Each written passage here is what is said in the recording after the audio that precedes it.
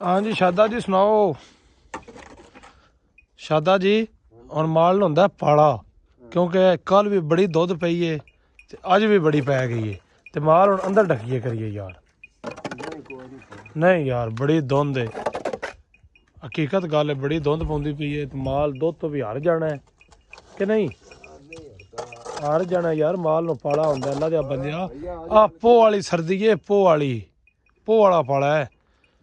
अला यार दोस्तों को पुछ लेने जिथे जिथे वीडियो वेंदे पे क्या तुहाडे कोल भी दुध पौंदी पई है, माल अंदर डखदे हो कि बाहर ही रखदे हो?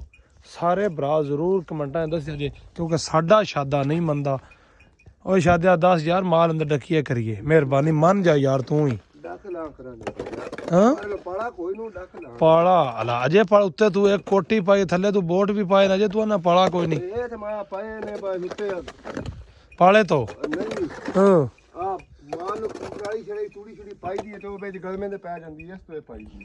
शादिया बड़ा पाले, शादिया बड़ा पाले वे कपटे ते केड़ा केड़ा कक्कर जमया पे, त्रेल इन्नी है समझ आई ते माल भी भुखा है, क्योंकि माल नु पाला लगदा है। अल्लाह दे बंदिया माल नु पाला लगदा है।